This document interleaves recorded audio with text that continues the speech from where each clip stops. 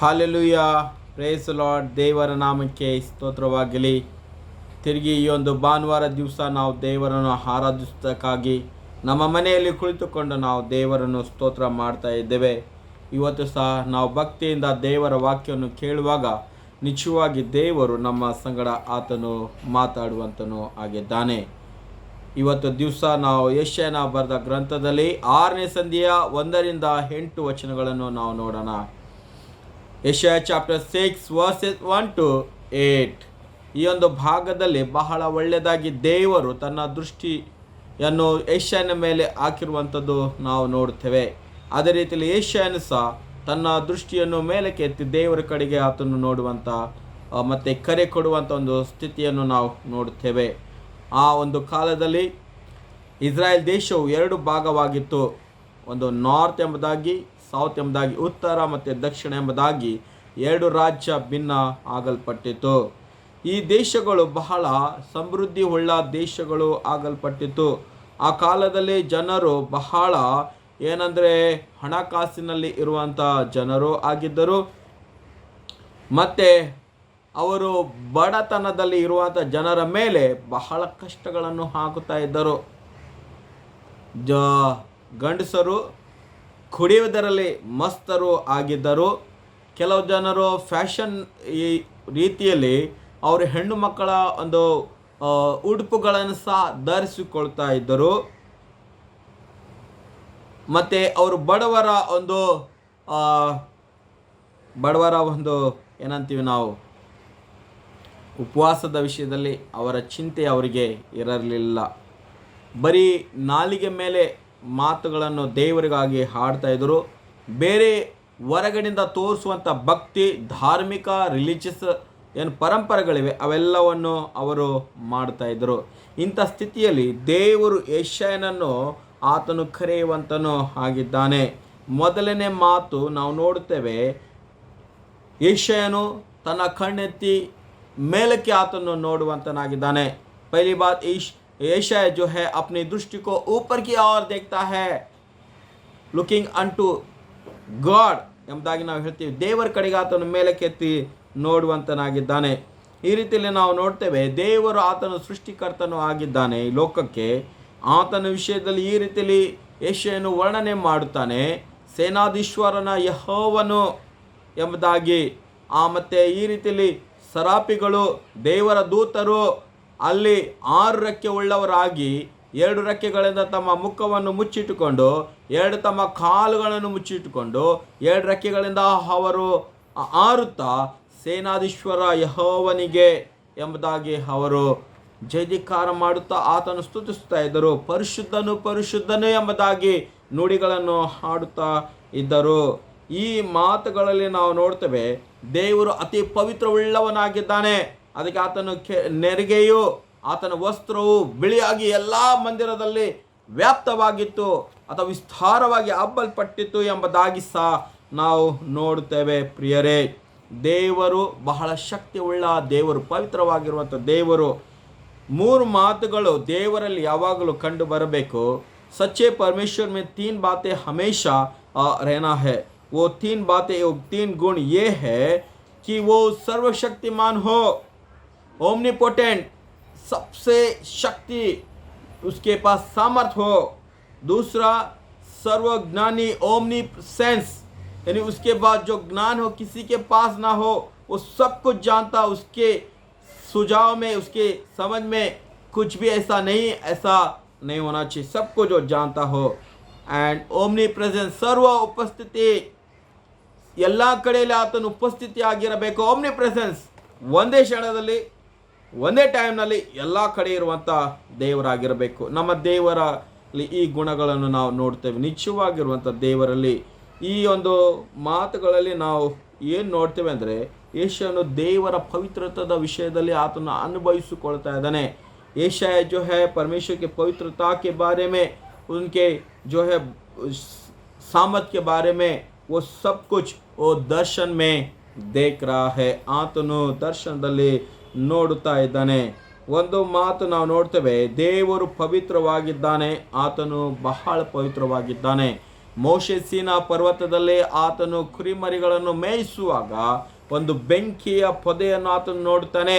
ಆ ಪೊದೆಯಲ್ಲಿ ಬೆಂಕಿ ಇದೆ, ಆದರೆ ಸುಟ್ಟು ಅದು ಕೆಳಗಡೆ ಬೀಳ್ತಾ ಇಲ್ಲ ಎಂಬುದಾಗಿ ಮೋಶೆ ಅಲ್ಲಿ ಹತ್ರ ಹೋಗುವಾಗ ದೇವರು ಇದು ಹೇಳುವಂತನಾಗಿದ್ದಾನೆ, ಮೋಶೆ, ಈ ಒಂದು ಸ್ಥಳವು ಪವಿತ್ರವಾಗಲ್ಪಟ್ಟಿದೆ, ನಿನ್ನ ಕೆರೆಯನ್ನು ನಿನ್ನ ಅಂದರೆ ಇರುವಂಥ ಚಪ್ಪಲನ್ನು ತೆಗೆದು ಈ ಸ್ಥಳಕ್ಕೆ ಬಾ ಎಂಬುದಾಗಿ ಈ ಒಂದು ವಿಷಯದಲ್ಲಿ ನಾವು ನೋಡ್ತೇವೆ. ದೇವರು ಪವಿತ್ರವಾಗಿದ್ದಾನೆ ಎಂಬುದಾಗಿ ನಾವು ನೋಡ್ತೇವೆ.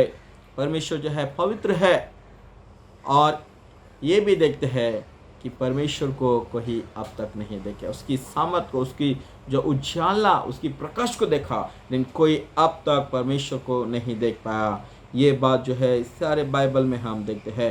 जब यीशु मसीह गेसेमनी तो बाग में जब वो प्रार्थना कर रहा था, जब प्रार्थना करके जब लौट कर आया, उसके शिष्यों ने देखा कि वो चमकीले रोशनी से भरा हुआ चेहरे को उन्होंने देखा, परमेश्वर की महिमा को उन्होंने देखा है. प्रियो, इस प्रकार से हमारे परमेश्वर का गुण है, जो परमेश्वर प्रेमी करता है, जो परमेश्वर जो मेहनत से सारी सृष्टि को उसने रचा है, उसके पास वो भी शक्ति है कि वो उसको जो है नाश भी करे, वो उसको रचे, उसके हाथ में है. ही कंट्रोल्स एवरीथिंग. वो पूरा यूनिवर्स, विश्व को जो है पूरी तरह से अपने आधीन में रखकर वो चलाता है.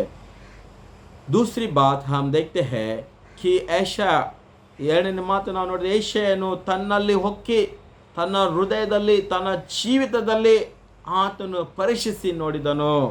ಈ लुक इनसाइड, आतनु ಒಳಗಡೆ वो भीतर देखा. पहले तो उसने ऊपर देखा, दूसरी बात तो उसने अपने जीवन के अंदर भीतर झांककर उसने देखा और उसने ये कहा, हाय मुझ पर कि मैं पवित्र परमेश्वर को मैंने देखा है.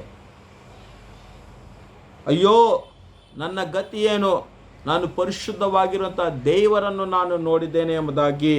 ನಾನು ಹೊಲಸು ತುಟ್ಟಿಯವರ ಮಧ್ಯದಲ್ಲಿ ಜೀವಿಸುವಂಥ ವ್ಯಕ್ತಿಯಾಗಿದ್ದೇನೆ.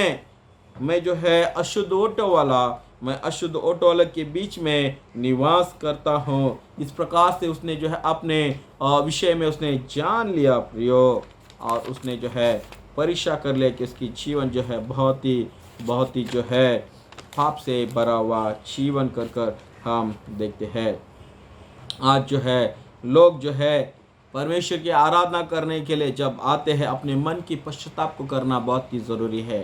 ದೇವರನ್ನು ಆರಾಧಿಸುವುದಕ್ಕಾಗಿ ಬರುವಾಗ ನಮ್ಮ ಮನಸ್ಸಿನಲ್ಲಿರುವಂಥ ಎಲ್ಲ ಪಾಪದ ವಿಷಯದಲ್ಲಿ ಪಶ್ಚಾತ್ತಾಪ ಮಾಡುವಂಥದ್ದು ಬಹಳ ಮುಖ್ಯ ಆಗಲ್ಪಟ್ಟಿದೆ. ಇವತ್ತು ಲಂಚತನ ತೆಗೆದುಕೊಳ್ತಾ ಇದ್ದಾರೆ, ಕೊಲೆ ಆಗ್ತಾ ಇದೆ, ರೇಪ್ ಆಗ್ತಾ ಇದೆ, ಬಡತನದಲ್ಲಿ ಇದೆ, ದರಿದ್ರದ ಜನರ ಮೇಲೆ ಯಾರು ಧ್ಯಾನಿಸುತ್ತಾ ಇಲ್ಲ, ಅನೇಕರು ರೋಗಿಯಾಗಿದ್ದಾರೆ, ಕಾಯಿಲೆಯಲ್ಲಿ ಬಿದ್ದಿದ್ದಾರೆ, ನೋಡುವಂಥವ್ರಿಲ್ಲ, ಮುಪ್ಪಿನ ಕಾಲದಲ್ಲಿ ಬರಲ್ಪಟ್ಟಿದೆ, ಮಕ್ಕಳು ಅವರನ್ನು ನೋಡ್ತಾ ಇಲ್ಲ, ಸನ್ಮಾನವು ಹೋಗಲ್ಪಟ್ಟಿದೆ, ಜಗಳಗಳು ಆಗ್ತಾ ಇದೆ, ಯುದ್ಧಗಳು ಆಗ್ತಾ ಇದೆ, ಅನೇಕ ರೀತಿಯ ವಿಷಯಗಳು ಈ ಲೋಕದಲ್ಲಿ ನಡೀತಾ ಇದೆ. ಜನರು ಈ ದಿನಗಳಲ್ಲಿ ಇಷ್ಟು ಪಾಪದಲ್ಲಿ ತುಂಬಿದ್ದಾರಲ್ಲ, ದೇವರನ್ನು ಸಹ ಮರೆತು ಬಿಟ್ಟಿದ್ದಾರೆ. ಅನೇಕ ನಾಸ್ತಿಕ ಜನರು ಬಂದಿದ್ದಾರೆ, ಅನೇಕ ನಾಸ್ತಿಕ ಜನರ ಗುಂಪುಗಳು ಆಗಲ್ಪಟ್ಟಿದೆ, ಬ್ಲ್ಯಾಕ್ ಮ್ಯಾಜಿಕ್ನಲ್ಲಿ ಬಂದಿದ್ದಾರೆ.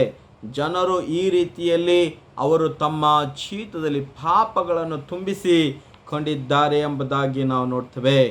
ಈ ರೀತಿಯಾಗಿ ದೇವರೇ ಇಲ್ಲ ಎಂಬುದಾಗಿ ಅನೇಕ ಫಿಲಾಸಫಿ ಥಾಟ್ಸ್ಗಳು ಬರಲ್ಪಟ್ಟಿದೆ. बहुत सारे ऐसे विचार आ गए हैं कि परमेश्वर नहीं है, ऐसे रिसर्च आए हैं कि वहाँ पर कोई नहीं है कि इस संसार को चलाता है कर ये अपने आप में एक प्रतिक्रिया है कर आज लोग ढूंढ रहे हैं, शोध कर रहे, बता रहे हैं. लेकिन फिर से मैं कहना चाहूँगा कि मनुष्य के जीवन में कहीं ना कहीं एक एहसास है कि इंसान जो है पाप को कर रहा है, उस पाप के प्रति उसको कोई चाहिए जो उसको शांति दे, समाधान दे, उनकी पाप को मिटा दे. ये बात जो है आज हर कोई अंदर ही अंदर वे इंसान बनकर ढूंढ रहे हैं. अपने विचारों में एक सर्वशक्तिमान है, एक परमेश्वर है कर दूसरे तरफ लोग विचारों को कर रहे हैं प्रियो। तीसरी बात अगर हम देखेंगे तो जब यशायाह ने परमेश्वर की ओर जब उसने देखा और अपने आप को जांच लिया, परमेश्वर अपने दूतों को भेजकर वहाँ पर उसके जबान को उसने जो है आग के इससे जो है उसने ಶುದ್ಧ किया। ಒಂದು ಬೆಂಕಿಯ ಕೆಂಡೆಯನ್ನು ತೆಗೆದುಕೊಂಡು ಏಷ್ಯನ ನಾಲಿಗೆ ಮೇಲೆ ಹಾಕಿ ಶುದ್ಧಿ ಮಾಡುವಂತನೂ ಆಗಿದ್ದಾನೆ। ದೇವರು ಆ ಕಾರ್ಯ ಮಾಡಿದ ಮೇಲೆ ಇದು ಕೇಳುವಂತನಾಗಿದ್ದಾನೆ। ಮೂರನೇ ಮಾತು, ಯಾರು ನಮಗಾಗಿ ಹೋಗುವರೋ, हमारे प्रति कौन जाएगा कर इस प्रश्न को परमेश्वर ने पूछा। तब वो उत्तर इस प्रकार से आया, यशायाह ने कहा कि मैं जाऊंगा, मुझे भेज कर उसने उत्तर दिया। यानी वो बाहर जाने के लिए अब सिद्ध हुआ। पहली बार उसने जो है ऊपर की ओर देखा, भीतर देखा। दूसरी बात, तीसरी अब उसने अपने स्वर को बाहर निकाल कर कहा कि मैं जाऊंगा बाहर कर उसने जो है परमेश्वर को उत्तर दिया। आज परमेश्वर हर किसी को बुला रहा है। ये कह रहा है कि कौन जाएगा मेरे लिए? जो पाप में डूबे हुए लोगों को जो है परमेश्वर के राज में लेकर आने के लिए कौन जाएगा? परमेश्वर जो है हर एक को बुलाहट वो दे रहा है। ದೇವರು ಪ್ರತಿಯೊಬ್ಬರಿಗೆ ಆತನು ಕರೆಯನ್ನು ಕೊಡುವಂತನೋ ಆಗಿದ್ದಾನೆ ಪ್ರಿಯರೇ। ಯಾರು ಹೋಗುವರು ಎಂಬುದಾಗಿ ಕೇಳುವಾಗ ಜನರು ಬರಬೇಕು, ಮುಂದೆ ಬರಬೇಕು। एक व्यक्ति इस प्रकार से था। Gospel for Asia biblical seminary Tiruvalla Kerala में एक सेमिनरी है, बाइबल कॉलेज है, जहाँ पर बहुत से लोग जो है आते हैं। बहुत से हिंदू कन्वर्ट होकर आते हैं, बहुत से अलग अलग रीति से जो है परमेश्वर यीशु मसीह को अपना कर आते हैं। और वहाँ पर एक व्यक्ति था जिसका नाम जो है विनय शंकर, जो मध्य प्रदेश से था। वो एक हिंदू परिवार से, दूसरा एक विश्वास से वो यीशु मसीह को उसने ग्रहण किया और वो बाइबल पाठ की पढ़ाई करने के लिए 4 साल वहाँ पर आ गया। जब वो आया वहाँ पर उसने अपने माँ बाप का जो है बात को उसने तिरस्कार किया। उसने अपनी पत्नी को जो है अकेला छोड़ दिया और वो जो है परमेश्वर सेवा के लिए निकल पड़ा। जो अंदर परमेश्वर की बात को सुनता है वो अपने जीवन में प्रथम स्थान परमेश्वर को देता है, उसकी बुलाहट के और वो चल पड़ता है। ಯಾರು ದೇವರ ಕರೆ ಕೇಳ್ತಾರೋ ಅವರು ಎಲ್ಲವನ್ನು, ಲೋಕದ ಎಲ್ಲ ಆಶೆಗಳನ್ನು ಬಿಟ್ಟುತ್ತಾರೆ, ಎಲ್ಲ ಸಂಬಂಧಗಳನ್ನು ಬಿಡ್ತಾರೆ। ಮೊದಲನೇದಾಗಿ ಪ್ರಥಮವಾಗಿ ದೇವರಿಗೆ ಅವರು ಸ್ಥಾನವನ್ನು ಕೊಡುವಂತರಾಗಿದ್ದಾರೆ, ದೇವರ ಸೇವೆಗೆ ಅವರು ನಡೆಯುವಂತರು ಆಗಿದ್ದಾರೆ ಪ್ರಿಯರೇ। ಅನೇಕರು ತ್ಯಾಗ ಕೊಡೋದರ ಮೂಲಕವೇ ಈ ದಿವಸ ಸೇವೆಯು ನಡೀತಾ ಇದೆ। बहुत से लोग आज जो है परमेश्वर के लिए अपने काम को छोड़े हैं, प्रोफेशनल काम को छोड़े, गवर्नमेंट के काम को छोड़े हैं, अलग अलग बिजनेस को छोड़े हैं और परमेश्वर की सेवकाई के लिए वे आए हुए हैं, क्योंकि उन्होंने भीतर परमेश्वर का शब्द को सुना है, पुकार को सुना है और वे आ चुके हैं। ये 3 बात हमको करना बहुत ही ज़रूरी है। अपनी दृष्टि को परमेश्वर की ओर लगाए, ऊपर की ओर लगाए, क्योंकि वो सर्वशक्तिमान परमेश्वर है। ಎರಡನೇದಾಗಿ ದೇವರು ನಾವು ಮೇಲಕ್ಕೆ ನೋಡುವಾಗ ನಮ್ಮನ್ನು ನಾವು ಒಳಗಡೆ ಪರೀಕ್ಷಿಸಿ ನೋಡ್ಕೊಳ್ಳೋಣ। हम अपने भीतर के हृदय, अपने जीवन के बारे में हम परीक्षा करें।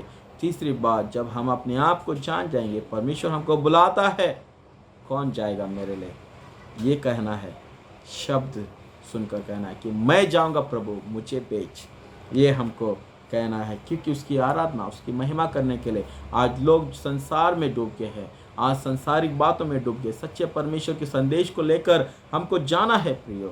इसलिए ये कहे कि मैं जाऊंगा, अपने स्वर को जो है उठाकर ये कहे कि प्रभु मैं सिद्ध हूँ, मुझे भेजिए। इस शब्द को हम बोले, परमेश्वर निश्चय हमें आशीष करे। ದೇವರು ನಿಜವಾಗಿ ನಮ್ಮ ಜೀವಿತವನ್ನು ಆತನು ಆಶೀರ್ವಾದ ಮಾಡುವ। ನಮ್ಮ ತಲಾಂತ, ನಮ್ಮ ಜ್ಞಾನ, ನಮ್ಮ ಮನೆ, ನಮ್ಮ ಏನು ಸಂಪತ್ತಿದೆ ಎಲ್ಲವೂ ದೇವರದಾಗಿದೆ, ದೇವರಿಗೆ ಒಪ್ಪಿಸಿಕೊಟ್ಟಿದ್ದಾರೆ। ದೇವರು ನಿಶ್ಚಯವಾಗಿ ನಮ್ಮನ್ನು ಆಶೀರ್ವಾದ ಮಾಡುವಂತನಾಗಿದ್ದಾನೆ। ಪ್ರಾರ್ಥನೆ ಮಾಡೋಣ। ಈ ಸಮಯದಲ್ಲಿ हम अपने स्वर को झुकाए प्रार्थना करेंगे। ಕೃಪಾಳು ದೇವರೇ ಸ್ವಾಮಿ, ನಿನ್ನ ಕರೆಯನ್ನು ನಾವು ಕೇಳುವಾಗ ಎಂದಿಗೂ ಸ್ವಾಮಿ ನಾವು ಹಿಂದಕ್ಕೆ ಸರಿದಿಲ್ಲ। ಯಾರು ಸರಿದಿದ್ದಾರೆ ಕರ್ತನೆ ಅವರ ಜೀವಿತವು ಸ್ವಾಮಿ ನಾಶನವಾಯಿತು। ಅದಕ್ಕಾಗಿ ಕರ್ತನೆ ಪ್ರಾರ್ಥನೆ ಮಾಡ್ತೇವೆ, ನೀನು ಅನೇಕರನ್ನು ಹುಡುಕಿ ತರುವಂಥ ದೇವರು, ಪಾಪಿಗಳಿಗಾಗಿ ನೀನು ಬಂದಿರುವಂಥ ದೇವರು, ರಕ್ಷಿಸುವುದಕ್ಕಾಗಿ ಬಂದಿರುವಂಥ ದೇವರು, ನಿನ್ನ ಸ್ವರವನ್ನು ಕೇಳುವಂಥ ರೀತಿಯಲ್ಲಿ ನಮ್ಮನ್ನು ಮಾಡು ಸ್ವಾಮಿ। ಕರ್ತನೆ, ನಿನ್ನ ಉದ್ದೇಶ ನಿನ್ನ ಚಿತ್ತವನ್ನು ನಮ್ಮ ಜೀವನದಲ್ಲಿ ಪೂರ್ತಿ ಮಾಡಲಿಕ್ಕೆ ನಮ್ಮನ್ನು ಬಳಸಿಕೋ ಕರ್ತನೆ. ಪ್ರಾರ್ಥನೆ ಮಾಡ್ತೇವೆ. ನೀನು ಭಿನ್ನ ಭಿನ್ನವಾಗಿರುವಂಥ ಒಂದು ಸ್ವಾಮಿ ತಲಾಂತಗಳು, ನಿನ್ನ ಭಿನ್ನ ಭಿನ್ನ ಯೋಗ್ಯತೆಗಳು ಅನೇಕರಿಗೆ ನೀನು ಕೊಟ್ಟಿದ್ದಿ ಸ್ವಾಮಿ. ನಿನ್ನ ಒಂದು ರಾಜ್ಯಕ್ಕಾಗಿ ನಮ್ಮನ್ನು ಬಳಸಿಕೋ. ಅತಿ ಜ್ಞಾನವುಳ್ಳ ಜನರು ಸ್ವಾಮಿ ಈ ಲೋಕದಲ್ಲಿ ಜೀವಿಸುತ್ತಾರೆ. ಅನೇಕರು ನಿನ್ನನ್ನು ಮರೆತು ಬಿಟ್ಟಿದ್ದಾರೆ ಕರ್ತನೆ. ಪ್ರಾರ್ಥನೆ ಮಾಡ್ತೀವಿ, ಅಂಥವ್ರು ನಿನ್ನಲ್ಲಿ ಬರಲಿ ಸ್ವಾಮಿ. ದೇವರು ಇಲ್ಲ ಎಂಬುದಾಗಿ ಹೇಳುವಂಥ ಜನರು ನಿನ್ನಲ್ಲಿ ಬಂದು ಮೊಣಕಾಲೂರಿ ನಿನ್ನ ಒಂದು ಸ್ವಾಮಿ ಸೇವೆಯನ್ನು ಮಾಡಲಿ, ನಿನ್ನ ಕೆಲಸವನ್ನು ಮಾಡಲಿ ಎಂಬುದಾಗಿ ಬೇಡ್ತಾ ಇದ್ದೇವೆ. ನಮ್ಮ ಪ್ರಾರ್ಥನೆಗಳನ್ನು ಕೇಳು. ನಮ್ಮ ಸಭಿಕರನ್ನು ಆಶೀರ್ವಾದ ಮಾಡು. ಈ ವಾಕ್ಯವನ್ನು ಕೇಳುವಂಥ ಪ್ರತಿಯೊಂದು ಆತ್ಮವನ್ನು ಸ್ವಾಮಿ ಆಶೀರ್ವಾದ ಮಾಡು ಸ್ವಾಮಿ. ಅವರೆಲ್ಲರೂ ನಿನಗೆ ಮೊರೆಯಾಗಿ ತಮ್ಮ ಜೀವಿತವನ್ನು ಅರ್ಪಣೆ ಮಾಡಿ ಮುಂದೆ ನಡೆಯಲಿ ಎಂಬುದಾಗಿ ಬೇಡ್ತಿದ್ದೇವೆ. ಘನಮಾನ ನಿನಗೆ ಸಲ್ಲಿಸುತ್ತೆ ಪ್ರಾರ್ಥನೆ ಯೇಸು ಕ್ರಿಸ್ತನ ಪರಿಶುದ್ಧ ನಾಮದಲ್ಲಿ ನಾವು ಬೇಡ್ತೇವೆ.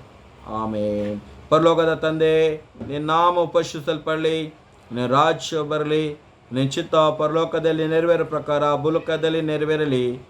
ನಮ್ಮ ಅನುದಾಹ ನಮಗೆ ದಯಪಾಲಿಸಿಕೊಡು. ನಮಗೆ ತಪ್ಪು ಮಾಡುವರು ನಾವು ಕ್ಷಮಿಸುವಂತೆ ನಮ್ಮ ತಪ್ಪುಗಳನ್ನು ಕ್ಷಮಿಸು. ನಮ್ಮನ್ನು ಶೋಧನೆಗೆ ಸೇರಿಸದೆ ಕೇಡಿಂದ ತಪ್ಪಿಸು. ಯಾಕಂದರೆ ರಾಜ್ಯ ಬಲ ಮಹಿಮೆ ಸದಾಕಾಲವು ನಿಂದೇ ಸ್ವಾಮಿ. ಆಮೇನ್. ಈಗಲೂ ನಮ್ಮ ಕರ್ತನಾಗಿರುವಂಥ ಯೇಸು ಕ್ರಿಸ್ತನ ಕೃಪೆಯು, ತಂದೆ ದೇವರ ಪ್ರೀತಿ, ಪರಿಶುದ್ಧಾತ್ಮನ ಅನುತೆ ಸಹವಾಸವು ನಮ್ಮೆಲ್ಲರ ಚಿತ್ತದೊಂದಿಗೆ ಈ ವಾಕ್ಯವನ್ನು ಕೇಳುವಂಥ ಪ್ರತಿಯೊಂದು ಆತ್ಮದೊಂದಿಗೆ ಇಂದಿಗೂ ಎಂದೆಂದಿಗೂ ನೆಲೆಯಾಗಿರಲಿ. ಆಮೇನ್. ಈ ವಾಕ್ಯವನ್ನು ಭಕ್ತಿಯಿಂದ ಕೇಳಿದಕ್ಕಾಗಿ ನಿಮ್ಮೆಲ್ಲರಿಗೆ ನಾನು ವಂದನೆ ಹೇಳುವಂತನಾಗಿದ್ದೇನೆ. ದೇವರು ನಿಮ್ಮೆಲ್ಲರನ್ನು ಆಶೀರ್ವಾದ ಮಾಡಲಿ. ಆಮೇನ್.